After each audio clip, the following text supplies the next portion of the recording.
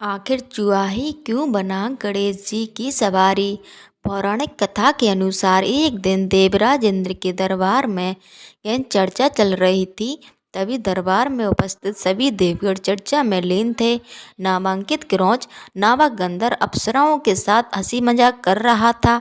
जब देवराज इंद्र की दृष्टि क्रौच पर पड़ी तो वे क्रोधित हो उठे और उसे मूषक बन जाने का श्राप दे दिया।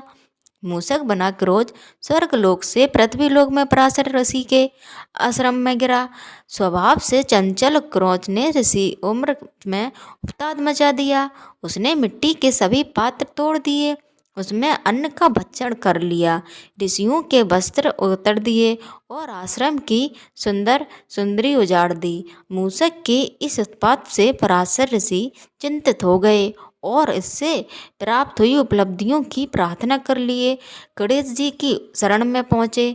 गणेश जी ने पराशर ऋषि की प्रार्थना स्वीकार कर ली और मूषक के रूप में क्रोध को पकड़ एक तेज पास फेंका।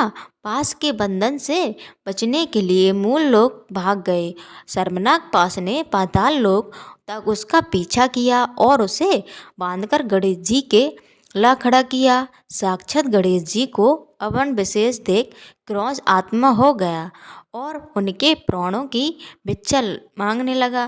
तब गणेश जी बोले, तूने पराशर ऋषि के आश्रम में बहुत उत्पाती मचा है, जो क्षमा प्रार्थी तो नहीं है। मैं शरणागत की रक्षा अपना परम धर्म रखता हूँ। ईश्वर जो वरदान मांगने लो। गणेश जी की इस बात पर क्रौच का अहंकार उठा और बोला, मुझे किसी वरदान की आवश्यकता नहीं है। आप चाहें तो मुझसे कोई वरदान मांग लें। अहंकारी क्रौच से इस कथन पर गणेश जी ने मंदिर पर मुस्कान और बोले, ऐसा ही सही, मैं आपसे अपना वाहन बन जाने का वर मांगता हूँ। क्रौच के पास कोई अन्य विकल्प ना था।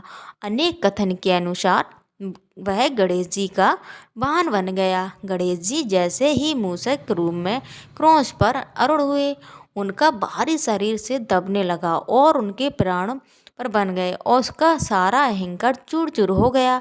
उन्होंने गणेश जी से याचना की कि वे अपना वजन वहन करने योग्य कर लें। गणेश जी ने वही किया। उस दिन से मूषक गणेश जी का वाहन बन गया और सदा उनकी सेवा में लगा रहा। दोस्तों, अगर आपको मेरी कहानी अच्छी लगे तो शेयर कीजिए, लाइक कीजिए, कमेंट कीजिए और सब्सक्राइब कीजिए। धन्यवाद दोस्तों।